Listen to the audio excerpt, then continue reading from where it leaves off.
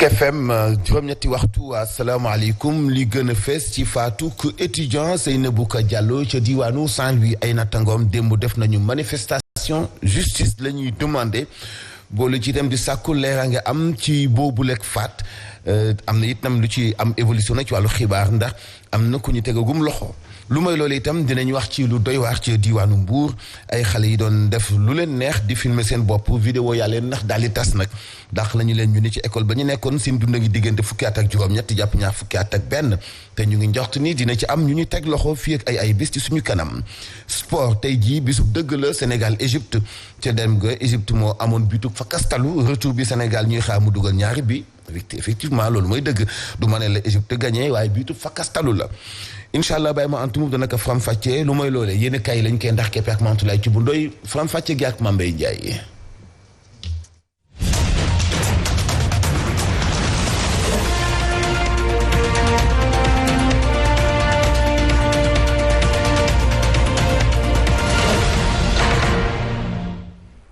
ci laata ñuy xuus si xibaar yi dañuy wàcc si tali bi saytu dem ba dikk bi àndal Cheikh Aba Diatta. Voici Trafic News. Baye Massamba Diatta gannaaw ba mu la nuyoo foo toll ak circulation bi nu mu demee. Voilà, merci beaucoup Mambay. Nous avons progressé. Jarmaine Sankrek, fi nga xam moom mooy à ndox ne ñu bàyyi ko parce que fi nga xam mooy Mariama Niass sur l'autoroute en route vers l'échangeur di ngeen xaw a ralentir en file aussi au niveau de l'échangeur yéen ñu bàyyi ko du côté de la boulangerie Kappa progressé jaare ko à partir bu ànd jëm foofu di ngeen taaxirlu d'autres bàyyi ko ci rond-point MG aussi des ralentissements vers la cité des eaux qui sont concernés par ces ralentissements des véhicules yu bàyyi ko Grand Yoff ak xaar yàlla su ko defee ak su boobule maanaam cité des eaux di ngeen teg seen tànk passé aussi vous allez progresser vers le rond-point G2 d'autres bàyyi ko foofu la aussi mën na jël à droite jaare ko noonu wutale rond-point Liberté 5 foofu la pas trop de soucis à ce niveau moom bay. C'était Trafic News. jaajëf Aba Diatta dañu koy door rax nag wàllu tàggat yaram xam ngeen ne kon Sénégal dafay jàkkaarloo Égypte tey jii 17h lay doon borom jam si Cheikh Dougar maa ngi laa nuyu. maa ngi laa fay borom département naka yi tey alhamdulilah. waaw comme yow jam ñaajo nga bokk yaakaar naa ne yow booy pare di jubal. waaw tey dañooy dalal moom waa Égypte yaay dalal ñëpp. waaw non tey kay foofu moom lépp dina leer ànd ceeg sama numéro 10 yi man xaw ma ne El Hadj numéro 10 lay takk. Sani Madio. Sani Madio El Hadj tey 10 la maye. tey 10 la maye Birame lu maye étoile de. alhamdulilah sa boss amul étoile gisuma suñu étoile. original bi la avant final bi la woon. li tax ma sol ko tey boobu kaddu na. ba ma koy sol ci final bi daf ñëw jigoon. avant final kaddu na. ah non ñoo jigoon moo tax. mais actualité bi mooy étoile bi.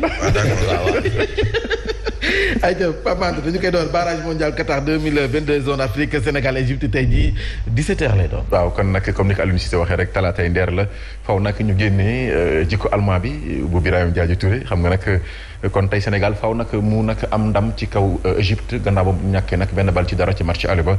foofu ca Caire kon 17h foofu ci stade bu Abdoulaye Wade ci la nag Sénégal fas yéene dalal Égypte en tout cas lu ci mënti am Aliou Cissé daal gëm na ni nag ndaw mi war nañu mën a am ndam bu leer ci kaw Égypte permettre ko nag mu qualifié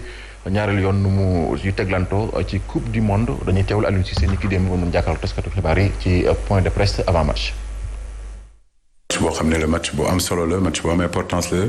mu nekk match boo xam ne match éliminatoire coupe du monde la vaccin bi yàggul parce que lu ñu gën a privilégié mooy que xale yi mën a récupérer constaté tamit que joueur bu mel ni Abdoulaye Diallo gaañu bu mu am mënu ko tere na ko pour mu jouer match suba bi mais mën naa wax ni que ñu ngi koy préparer vraiment ak sérénité bu mag a mag di ñaan Sénégalais yi ñu teew ci match bi pour ñoom encourager équipe bi pour que justement qualification yi wër nii yàlla may ko Sénégal incha allah. waaw mu doon Aliou Cissé lu ci mënti am daal kii di Matar Ba moom gëm na nag Sénégal tamit war na mën a am ndam ci noonu nag muy sàkku rek ci lu jëm ci wàllum nag supporters yi ñu ànd ak sportivité def ko ci dal ba nag permettre Sénégal mën a am ndam ci kaw Égypte dañuy teewlu tamit Matar Ba mi nga xam ne démb moom teewoon na ci entraînement bu mujj yu gën ak Sénégal yi ñaax leen bu baax a baax ngir wax leen daal en tout cas réew mi yëpp ñoo ngi seen ginnaaw ñu teewlu kàddu ko ministre des sports di Matar Ba. xam ne la ñu ñàkkoon Égypte ba résultat ñu ñàkk fa ci benn but ci zéro ci dara xam nga loolu du résultat bu bon waaye la ñu fa ñàkkoon am nañu ko mooy suñu public Sénégal la ñu ne ci stade bu bees boo xam ne conditions yi moo gën conditions yi nekkoon kon jàpp nañ ne bu ñu ko gëmee ak valeuru équipe bi qualification coupe du monde mën nañu ko am waaye nag dinañuy aussi lancer un appel ñi nga xam ne ñooy seetaan si ñun sénégalais yi ñu góorgóorlu ba supporter te bu kenn def lu ñuy ŋàññee équipe bi wala bu lu ñuy suspendre Sénégal stade bi dafa laaj ñu protéger suñu équipe nationale quel que soit lu mën a am li mën a am nag mooy ku ñëw supporter si yuuxul feccal defal li nga war a def mais bu xeex am bu def violence am bu def lu ñaaw am. El Hadj kon yaa ngi teg lu kàddu ko Matar Ba yi muy nag ñaax rek supporters yi naam sax nag égyptiens yi bañ demee seen dëkk provoqué nañ ñu waaye nag tey jële lépp nañ ko def sportivité pour bañ nag Sénégal tamit yeneen sanction di ko ci fekk mu nekk tamit message bu am solo lu am solo la moom la ñu doon wax avant nga doon ñëw nañ leen yuuxu nañ leen découragé loo parce que loolu mooy taxawaayu supporter mais bu ñu def loo xamante ni bii itam mën nañu yàq stade bi mën nañu yàq liggéeyoon ay sanctions di ñëwaat ci suñu kaw yooyu yëpp mën na ñàkk mais nag moom kilifa la Matar Ba noonu dong la mën a waxee mais monsieur le ministre bàyyi ñu nag ñu zëmbale quoi ci kaw égyptien yi parce que dañoo bëgg a dem Qatar vraiment waaw nañu bàyyi ñu zëmbale nag vraiment nag kilifa la moom noonu dong la mën a waxee calmer xale yi dal loo leen effectivement wax na dëgg stade bi bijou la bu ñu ko yàq match international la mais nag fulal la laaj quoi ardeur xadar vraiment soppeeku yamb ci biir caay égyptiens yi quoi ñeen may dara de vraiment bañ leen a may dara ala acca waaw ñu moom na yem ci buntu stade ba du xëpp leen yamb ba mu saf sap gagné leen quoi ñu ñibbi parce que waale buggi bu tëngee ñu ngi waa dañoo am ak caay-caay naaw yi yëpp wax la dañu ne dañu am caay-caay ak africain vraiment waaw ministre bi nag moom noonu la mën a waxee ndax kilifa la daañu ko comprendre waaye ba ngoon léegi ñoo ko kañaan rek nañu bay rek dalal c'est normal que ñu dalal c'est tout à fait normal parce que effectivement tamit am na foo xamee ni tamit il faut que ñu préserver ce bijou donc surtout on peut supporter battre l'Égypte parce que loolu la ñëpp di ñaan moom la ñuy jox nañ leen les moyens qu'il faut pour ça techniquement on est la meilleure équipe africaine nañu doon tamit les meilleurs supporters africains mais meilleur bi du question wu fees ci stade bi xam nga di fecc ak way mais arranger suñu gaynde yi maanaam pousse leen ba nga xamee ni égyptiens fu ñu laalee bal ñoom tamit ñu yuuxoo leen ba doot ñu gis wala doot ñu dégg mais le jour du match Sénégal-Égypte ou Égypte-Sénégal mais am na ñu yoroon sax ay laser di ko def ci bëtu suñu joueurs yi tout simplement pour déstabiliser leen c'est-à-dire que ñoom ni ñuy supporter moo ñaaw mais nañ leen wan ne bu dee ñaaw rek ñëpp mën nañoo ñaaw ci supporter mais l'essentiel mooy nañu préserver le stade c'est tout à fait normal nañ ko préserver buñ ko yàq te je ne pense pas que dinañ àgg ci extrémité yooyu li wóor mooy dinañu fexe football match bi te je pense que li nit ñi war a xam mooy nañu jox courage Aliou Cissé jox ko également suñu gaynde yi. mu ngoog sam benn jigéen doxee bàcc la mi ngi commenté nee na nañ ñu bàyyee xale yi rek. waaw kay nañ ñu bàyyee xale yi rek. nga xam ne ñoo leen gën a yegg madame Bathily voilà ayca coow li nag ñu ngi ko doon waxtaanee léegi bëgg nañu mobiliser bëgg nañu dem mais ticket yi moo nekkoon problème. waaw en tout cas nag jafe-jafe la nag bu ñu nemmeeku ren jii nag ci match Sénégal ak Égypte bi ndaxte soo xoolee yenn ci ay points de vente am na nag ay jafe-jafe yi nga xam ne nemmeeku nañ ci yenn ay supporters naam sax na nag fédération bi génne na ab communiqué ngir nag fësal ni moom ticket yi nga xam ne nag moo ngi ko doon def ci point de vente ak partenaire am bi nga xam ne moo ko ci doon àndal dafa jeex ba tax na muy saako rek ci Sénégalais ñoom tamit képp ku fi nga mën a nekk rek nga gën a dooleel gaynde ak Sénégal yi tunoo ne Safiatou Bandiaye jot naa doxantu ci yenn ci ay point de vente taataan ay kàddu yenn ci ay supporters. Liberté 6 benn ci bërëb bu ñuy jaay billet match Sénégal Égypte supporters yi fees fa dell waaye ticket moom ak kenn mënu ko fa gis mer loolu tax ba ndaw yi rek di expliquer li ñu dund te koy mettitlu. depuis 9h xaw ma 8h ñun ñu ngi fi am na ñoo xam ne sax daanaka ñoom fii lañ fanaan mënuñoo am ticket. Sénégal gi ilaa yow mi din ñi ñàkk dañuy continuer di ñàkk ñi am di continuer di am fii boo amee ndey da ngay bokk boo amul ndey da ngay doo bokk. bu ñu ne woon bee jeex na ñu mën a wax sànq la fi auto police bi jógee ba léegi ñeen neew ñu ni bee am na wala amul kon fu bee dugg. ñenn ci ñoom sax di tuumal fédération sénégalaise bu football ne rek mooy responsable li nga xamante ne rek moo am. match bi tey ampleur bi mu am. waroon na jaral fédération bi ñu mayee sax bee gratuitement nit ñi dem ci stade bi ci yar ak njëkk ak tegin supporter seen équipe ñun ñu mën a gagner Égypte. xoolal ma li am fii tey billet biy jar 3000 ñu koy jaay 10 000 francs mu ne loolu fu ñu ko teg 12000 te pourtant fédération bi loolu mënoon na koo bañ. ay waxtu rek des laata match retour bi ñeel bagarre qualificatif bu coupe du monde 2022 ñu ëpp ci ay supporteru Sénégal am ay jafe-jafe ngir am billet am ci ñoom rek ñuy tuumaal ñiy jënd di jaayaat ci marché noir bi ne rek ñoom ñoo jël billet yëpp jënd ko ba pare imposé ay prix yoo xamante ne rek dafa jéggi dayoo.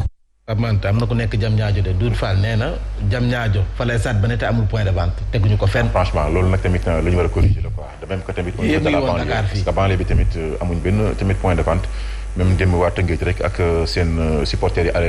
ASC Lébu gi nga xam ne tey jii ñu bëri sax ñoo ngi doon wax ne dañu leen waroon soutenir ñoom tamit ñu bokk ci mobilisation bi. parce que franchement parler ci mouvement nawetaan bi bokk na ci ASC yoo xam ne ñoom ñoo ëpp lu ñuy mobiliser te tamit en terme de show affaire léegi mën nañ ko loolu peut-être nag tamit c'est des choses yoo xam ne fédération bi ci prochaine rencontre Sénégal yi nag dina ko corriger naam sax ni ñu ko El Hadj Sànq waxee rek tamit ay circonstances la. cette situation moo ko waral. sécuriser ko bu baax par exemple am na ci yenn dëkk yoo xamee ni dañu naan Mambay amoo droit wu jënd plus de 2 tickets. c'est-à-dire que foofu même si tu es un homme politique nga xam ne da nga bëgg a jënd 1000 tickets pour say partisans nga may leen ko yooyu dañ leen koy interdire day am benn limite boo xamee ni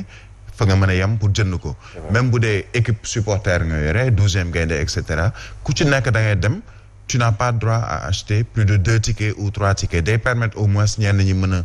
jënd ticket mais je pense que il faut nécessairement ñu xoolaat système bi. peut-être pour suñu yeneen ni jongante yi ñëw. parce que ce ne sera pas le premier match ni le seul match ci stade boobu mais nañ fexe ba sécuriser ko. et ça incombe d'abord à la fédération parce que tamit ñoom ñoo ciy bëgg am weccit boo xamante ñu mën a entretenir également le stade ak ministère des sports mais nañu fexe sécuriser ko pour permettre au moins aux Sénégalais ñi bëgg dem ci stade ñu mën fa dem ci anam yu baax. Pape Manta ñu waxtaanee kon ba tey gendarmerie nationale bi nga xam ne def na benn plan yombal dem mbir dikk bi si ñii di dem jam ñaajo. waaw gendarmerie nationale nag ak bi ñu seetloo ne marché bi nag dina nekk jongante bu am solo ñoom sax taxawal nañ nag ab plan ngir permettre nag supporters yi nga xam ne dañuy dem foofu sa stade bu Abdoulaye Wade bu jam ñaajo ñu bañ am nag benn ci ay jafe-jafe moo tax sax ñoom ñi la ñuy sàkku rek ñu gën a respecté nag circulation bi ndaxte lu toll ci surtout nag sortie 11 bi nga xam ne ci autoroute à péage bi foofu ngay jaar. boo jógee Ndakaaru ngir nag wutali foofu ci stade bi di nga jaar ci CISAT muy centre bu Abdou Diouf ngir dem tamit ñu jógee ci Mbour di nag dalal tamit usagers yi bu baax a baax ñu nag dal ndànk daw ndànk tamit ngir mën a stationner ci voies yi nga xam ne gendarmerie ñoo ngi fa nekk ñu respecté bu baax a baax consignes yi nga xam ne force de sécurité yi jox nañ leen ko ci noonu tamit ñuy xamale nag fermeture portière yu véhicules parking bi dinañ ko assurer tamit ñu bañ tamit jaxasoo ci biir parking bi en tout cas élage gendarmerie tamit am ci taxawaay gu am solo ndaxte tamit jongante yu mel nii day baax tamit képp ko fay dem nga mën leen aar. waaw force de l'ordre yi moom côté boobu dañ leen ci interpellé. nañu jiital dialogue di leen gérer duñu leen jàngal seen métier xam nañ li ñu koy defee mais xam nañu ni itam comme la fa xewoon ñaare bu xuux amee ak jaay force rek ñoom ñooy mujj am dëgg mais xale yi mun nañu yàq ba yàqaale alalu jàmbur. mënoo fexe ba nombre bi dem jëm ñaajo du ëpp nombre bi stade bi antan donc dafa am technique bu ñu leen di gérer ñoom xam nañu ko parce que loolu mooy seen métier ñoom kenn du leen ko jàngal mais dañu leen koy fàttali ci anam gi ñuy mën a gérer ba nga xam ne accès bi sax du yomb ba ñu mëntu dugg mën a yàq ci stade bi wala ndaw yi ñu ngi leen di ñaax ku amul billet ajuwul ngay dem koo xam ni sàcc dong la fi yóbbu itam jarul ngay dem ku bëgg a tafu ji itam ajuwul ngay dem parce que bu weesoo way takk der yi sol tën sécurité bi dana mat dina bari ñoo xam ni ay way takk der la ñuy doon te ñu sol tën yi kon nañu xam ni dañuy dalal doon nañu am jikko ju normal sérieux vraiment ku amul billet daal mën ngaa bañ a dem billet it nag daanu dajul suuf nag wax dëgg yàlla stade bi ñaata la 50 000 personnes 50 000 places nag am na fu muy yem ñu bëgg a dem ñëpp mënuñoo dem tuwaakal télé yi seetaan lay jëriñ ak fan zone yi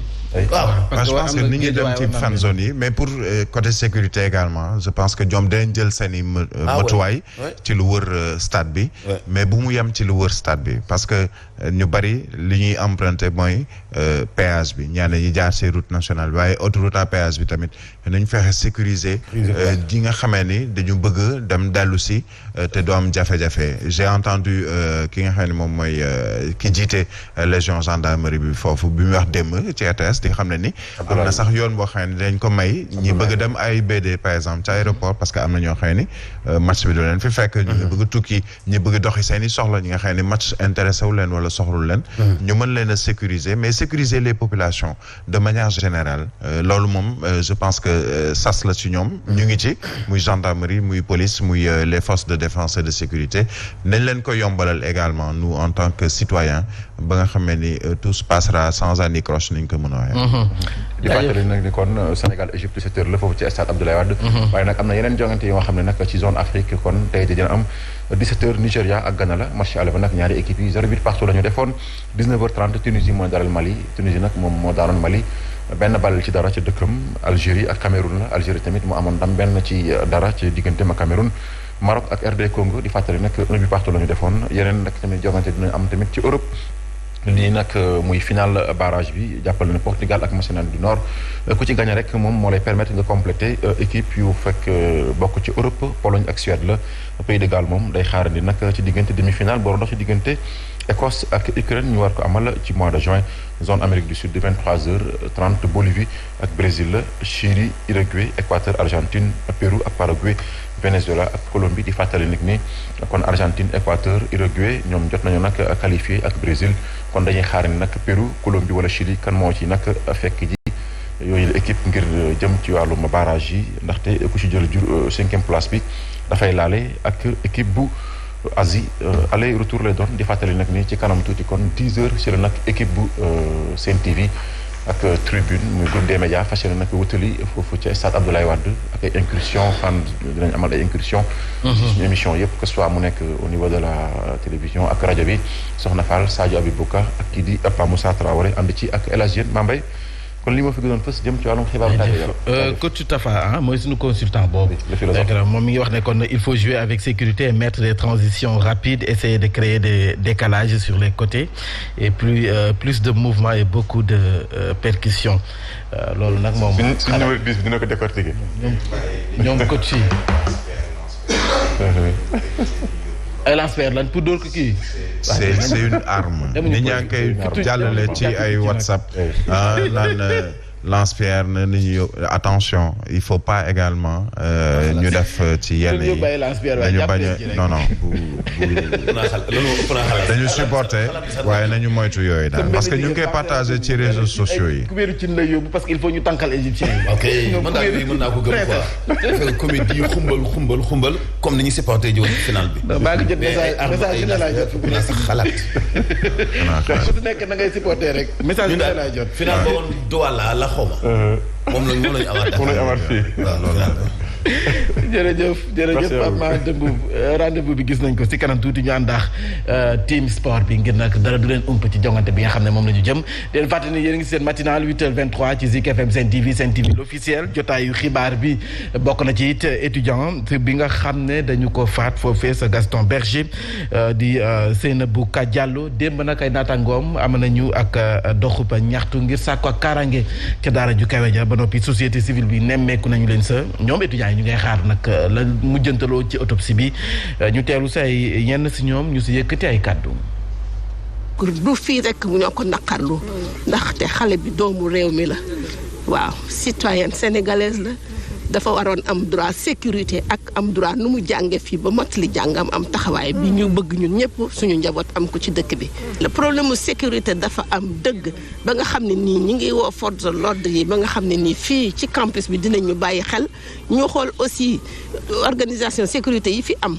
nan la ñuy mën a amee ay ronde ñun daal bëgg nañu waxtaan suñu biir xool yan matuwaay la ñuy am dégg ko ak étudiants yi. bàyyiwuñu dara képp ku taxaw pour xoolal. fagaagal jigéen dañuy taxaw sa kanam képp ku taxaw tey pour protéger aux droits de la femme aujourd'hui on va se mettre devant toi pour te montrer qu'on est prêt muy dara parce que tey suñuy ay rakk ñoo war a ñëw ci université bi ëllëg ñoo si war a jàng si ëllëg donc campus bi par A ou par B ça sera sécurisé. xanaa rek di fàttali ne kon nag moom étudiante boobee tey jii la ñu koy jébbal boromam la ñuy wax bu fukki waxtu jotee levée du corps bi sa grande mosquée bu Saint-Louis ci ñàkkum kaaraange gi autopsie bi lépp lu sa mujjantaloo élage loolee la waa Gaston Berger di sàkku su rawatina kaaraange gi surtout si daara ju kawe ji. surtout xam nga kaaraange gi ak lu mu bëri mënoo fexe ba nit ñi duñu dugg ci biir université bi soit ñu fay jànge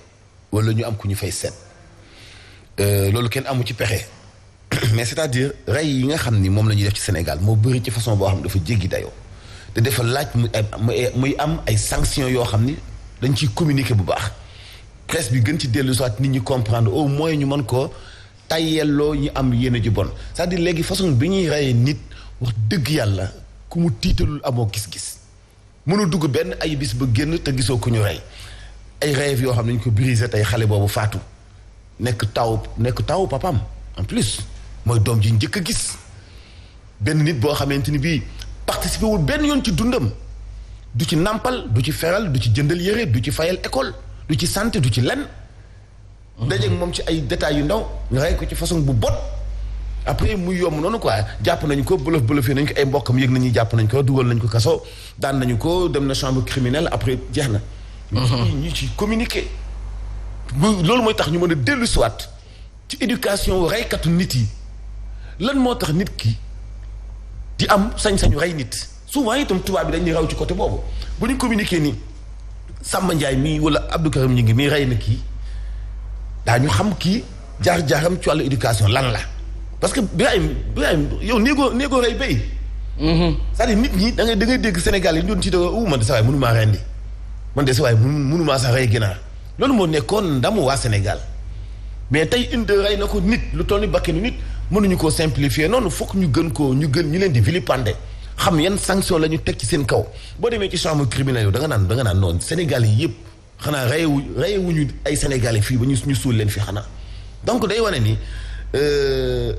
am na fu mu des daal ci sanction yi ci siiwal leen ci vilipender leen parce que xale bi mooy taawu papam lu metti loolu xam nga il fut un temps daaw dégg ay rey nit yu bari parce que am na jamono joo xamee ni li ñuy woowee peine de mort daf fi amoon dina am xeexoo yuy am nit jël paaka jam moroomam ñu ne kii dafa màndi woon ba muy def loolu ñu jël tëj ci kaso réclusion à perpétuité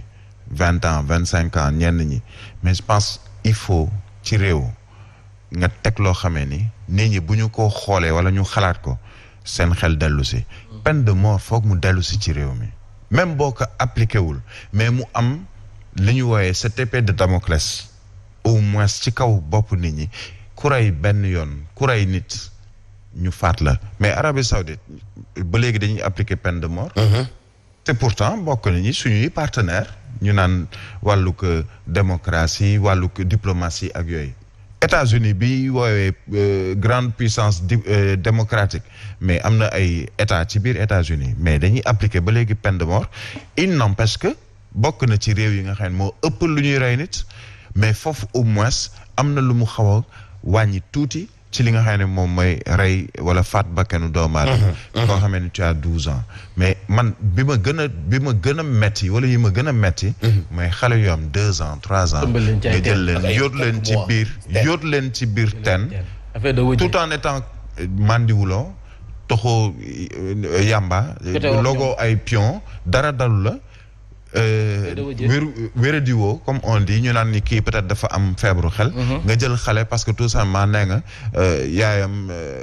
daf ma sonal wala neexuma nga fayu ko ci doomam dugal ko yóot ko ci biir teen ba mu faatu mais peine de mort il faut que mu dellu si malheureusement bon on dira que les associations de défense des droits de l'homme dañ naan non loolu waruñu ko def mais réew am na fu muy toll moom il faut aller à l'extrême. Voilà Adjaratou Khady Fall Tall ba fa sax dafa partagé li nga xam ne mooy seen xalaat bi ngeen am. jëm ci faatu bakkan gi. mi ngi saluer seen xalaat ñu ngi koy nuyu bu baax mi ngi saluer seen xalaat ci position boobu ngeen am. sa Mbour la ñuy dem nag kaa ñu ko doon waxtaanee yéen a kaay groupe des médias sax xëy na fësal ko mu di scandale sexuel bu fa am ci ay élèves yu nga xam ne ñu ngi nekk ci ay daara yu wute foofee fanweer ci ay vidéo ñu gis ne kon ñoo sa nekkoon di def naka sa dul noonu ba noppi filmer seen bopp ñu ngi toll ci fukki at ak juróom-ñett jàpp ñaar fukki at ak benn ne ñu nag soo mayul ay bés bi ñu dugg nii dina am ñenn si ñoom ñu nga xam ne nañ leen teg loxo ñu ànd seexal yu Badara Sonko. mënees nañ wax jamono ji mooy vidéo yi nga xamante ne fii ci diwaanu Mbour askan wi moom la ñuy gën a partager seen ay téléphone portable ci vidéo yi ñi mën cee gis ay élèves yi nga xamante ne dañoo am lu toll ci fukki at ak juróom-ñett jàpp ñaar fukki at ñiy filmer seen bopp ci anam yu doy waar yii la vidéo nag ñi daal di bàyyeekoo ci ay écoles yi wuute yi nekk fii ci commune bu Mbour mu jaaxal ñëpp nag lépp a ngi tàmbalee nag ci ab fuite bi nga xamante ne dafa am ci benn groupe de WhatsApp naka noonu la ci askan wi jotee ci vidéo yi ñu mëntee gis ay xale yu jigéen yi nga xamante ne dañuy filmer seen bopp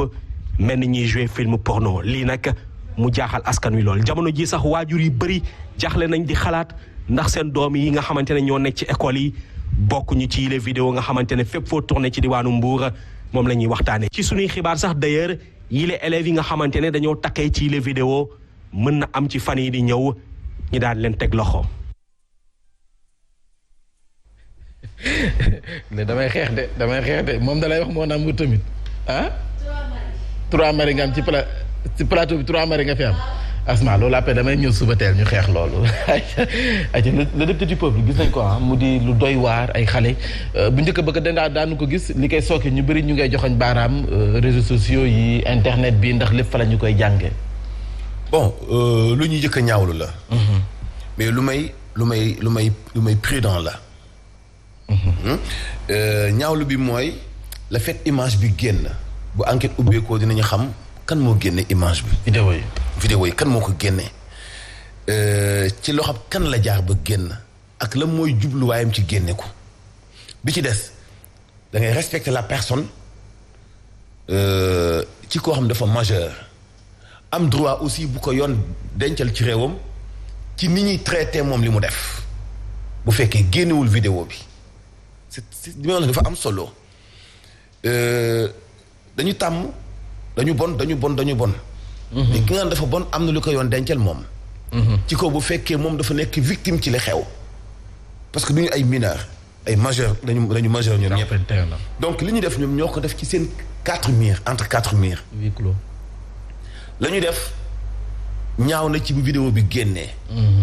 mais bu doo leen juger ci ñaaw na ci bu vidéo bi génnee parce que ñaata ñooy dund comme ñoom la ñu def xëy na seen âge ak seen tolluwaay mun na leen nax piéger leen ba vidéo génn et boo leen taxee tey ay ñu tekkiwul dara saaga leen te fi nekk boo demee ci seen xole wayjur déjà ma ngay tàkk ndax seen wayjur nelawuñu neexul nga bëgg leen a taxé loo xam ne yow mi leen koy taxé wóor na leen ak sa aqulaay taala dund nga ko dundaat ko xëy na li leen piégé moo la piégé wul est-ce que amul ñoom lu leen piégé kan la lan la ci jublu lan moo nekk ci gannaaw loolu yëpp ay question la moo tax même école bi ñu leen dàqe teel na dàq bi teel na man bi jël décision pour dàq élève bi naa jàngat sama vie ba noppi man xam nga ànd ak enquêteurs yi ci kan moo génne vidéo xale yooyu la ñu def rafetul kenn cautionné wu ko muy di filmer di def naka sunu loolu dama ne kenn cautionné wu ko mais nit li ëpp solo ci àtte wala ngay analyser yëf yow xoolal d'abord sa jaar-jaar xoolal d'abord sa jaar-jaaru famille xoolal d'abord sa jaar-jaaru société bi nga nekk xoolal d'abord ñaata histoire yi mel noonu mooy reproduire ci sa réew nga jàngal ko ci façon boo xam ne émotion du la yóbbu doo joxe jugement de valeur ci saa si mais da ngay xaar enquête bi am yu muy génne ndànk-ndànk am na ku nekk ci ginnaaw am na ku génne vidéo bi la ñu doon def fi ñu ko defee lan moo ci nekk seen jubluwaay ñaata la ñu woon parce que ay majeur lañ mais boo toppee ci fi situation bi toll nii après ñoom taxa leen naka su dul noonu di nga doggale seen ay waajur et ñoom am na lu leen yoon may en retour moo tax ku man da ngay sóogi ak xibaar bi da nga ciy teey ba xam lan lay joxewaat ëllëg parce que ñoom li wér tuba mooy ñoom ñu filmer seen bopp génne wuñu film bi dañu def nag rafetul mooy filmer ba déjà mais kan moo ko génne lu nekk ci ginnaaw génne bi ak ban situation la seen waajur di dund tey dañu majeur moo tax dañu leen di arrêter certes parce que liñ def mais ki ko génne itam du mucc ba enquête bi continuer peut-être cadre privé la ñu ko defee waaw xam nga bu ma xoolee je pense tribune dellu si na ci ak suñu correspondant bi nekk foofu ca Mbour li ñu woowee challenge WhatsApp lañ nga def ay groupe ay élèves def challenge gis nga challenge ku ko moytuwul di nga dugal sa bopp ci loo xamul c'est-à-dire que ça peut être benn acte lu ñu woowee lu anodin la nga jàpp ni lu ndaw la mais challenge boobu ma ne dinaa def nangam won mambay di maaka dàq def kooku tamit def ngeen partager seeni vidéo mu dellu ci Mansour Diop dina am fu muy rëccee ba dugg ci loxo yoo xamee ni peut-être yéen jàpp leen noonu ni dina dugg ci loxo yooyu.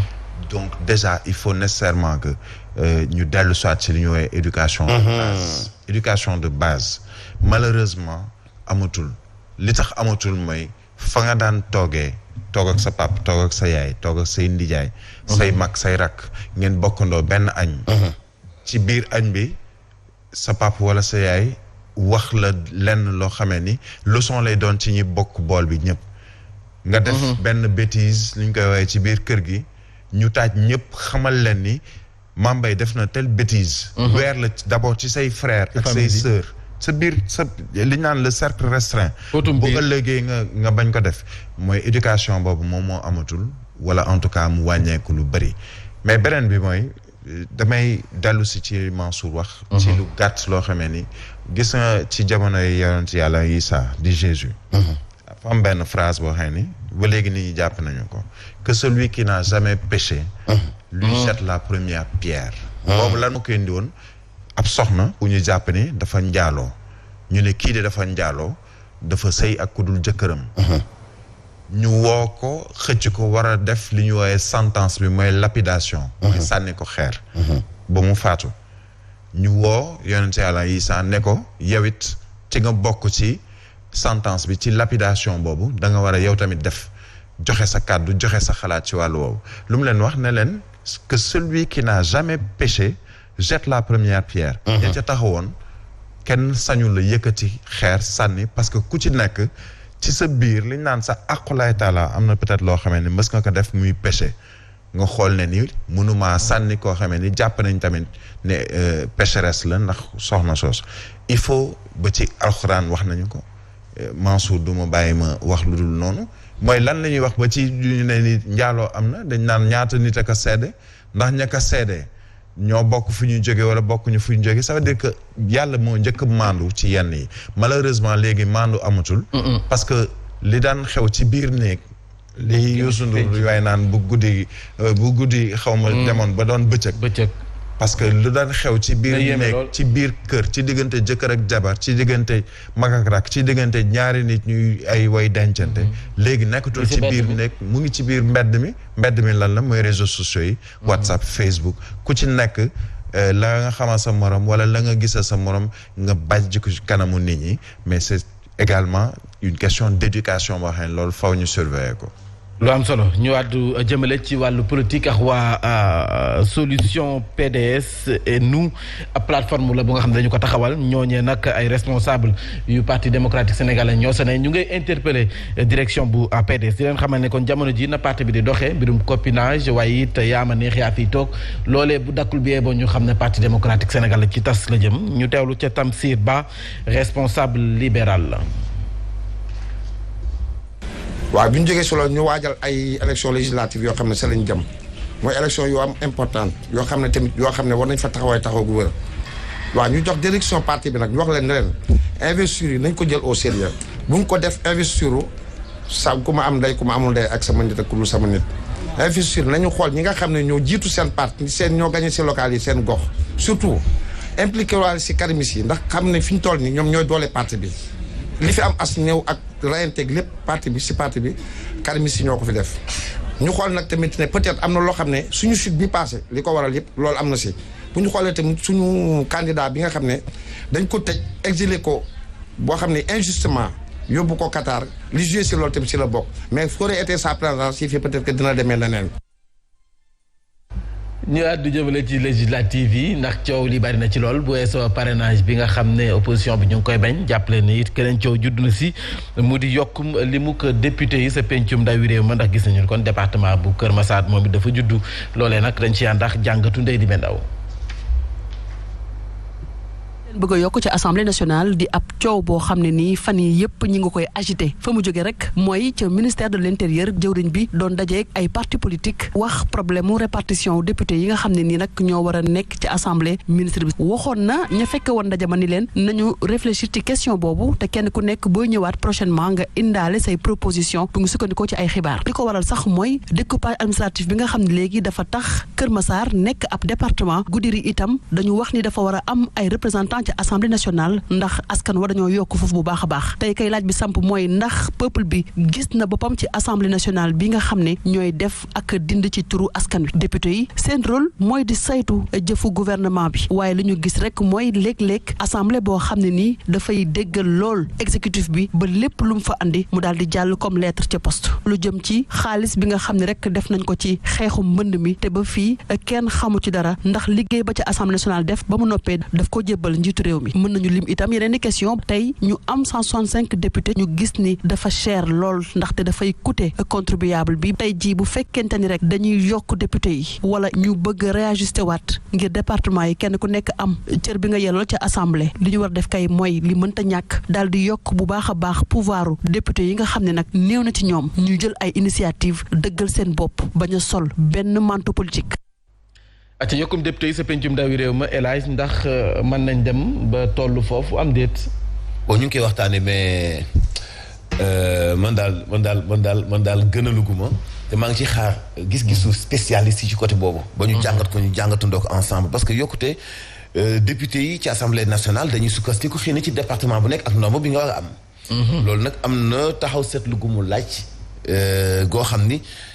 li ci kanam moom moo koy wane mais en tout cas bu weesoo loolu ci yokkute googu nar a am c'est-à-dire que dafa am ay charges yu metti ci Sénégal yu député yi sababal nañu ko c'est réewu Sénégal te seen njëriñ taxul mu bëri lool ci anam yu bëree bëri est-ce que nag dañuy wax ni département bu nekk war na am temps ci ay député wala dañu xool lu ñu koy retailler ba département bu nekk am représentant waaye xëy na du am nombre boobu lu ñu ci bëgg a def mun nañ ko def de toute façon li ñu am ci ay député yokkaat ko moom daanaka gaaf la. man gisuma loolu mais nag bu ñu ko nammee ci wàllu yoon mënoo fexe ba duñ ko def te ci yoon lañ koy teg. parce que démb yaa ngi jot information président Macky Sall woowaat na Ismaïla Madior Fall. xam nga yooyu bu amee am na càmbar ci wàllu yoon yoo xam bu ñu ko tegee kenn du ko teg. lan la nag est-ce que ci député yi la. est-ce que ci ñetteel ba la. est-ce que. wala ci formation gouvernement bi. fi mu toll nii situation foog ñu xaar fii ak ay fan ba xam ban couleur lay joxe maam. Birahim. mbir mi pour man du quantité qualité la am 160 députés 165 200 300 députés bu fekkee ne ña nga am ci assemblée nationale ñaar wala ñett lañ ciy tudd ni ñoom ñooy liggéey en tant que député ça ne sert à rien d'avoir la quantité l'essentiel mooy assemblée nationale député yi fa nekk. na ku nekk def sa liggéey en tant que député il faut que ñu mën a dindi le terme député de Macky député de l'opposition député de nangam député da nga fa war a nekk mais c'est assemblée nationale la fa yóbbu mooy askan wi ñu ne la askan wi moo la fal mais boo fa demee askan wi nga war a xeexal askan wi nga war a waxal askan wi moo tax nga way voter ay loi askan wi moo tax ngay mën a déglu ay nit ci ay commission d'enquête ak yeneen mais s'il s'agit de yokk député pour question nombre jariñul absolument rien du tout mieux vaut nga am qualité doon ay député yoo xam ne dañuy liggéey pour askan wi ka nga am ay quantité ñu ne département bu nekk boo xësee ba dem ba assemblée nationale fàttale la fa yóbbu woon nekk ci parce que président nee na lii la bëgg nga ne ci loolu ngay dox doo ko càmbar doo ko xool ça ne sert absolument à rien d'avoir autant de députés s'ils ne servent à pas grand-chose. ayca ñu jeexalee président Macky Sall démb la jotoo inauguré hôtel bi gën a mag ci Afrique sow jant mu def infrastructure bu nga xam ne mën na booster wàllum tourisme fii ci réewum Sénégal rawatina ci Pointe Sarène ay kàddoom.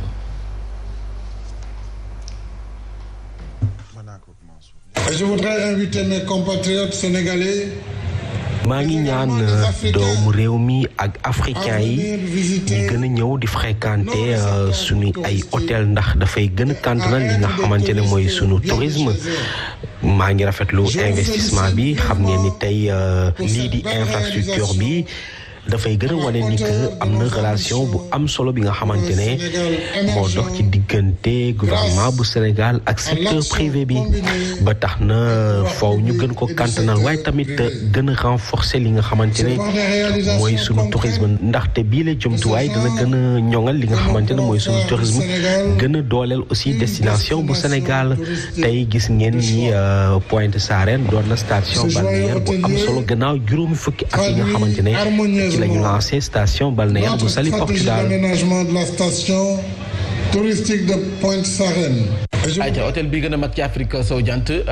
Sénégal la ñu ko tabax wàllum tourisme nag yaakaar naa ne secteur bi mën na fi doxee soxale ko elage. waaw secteur bi sax mu ngi doon dox xëy na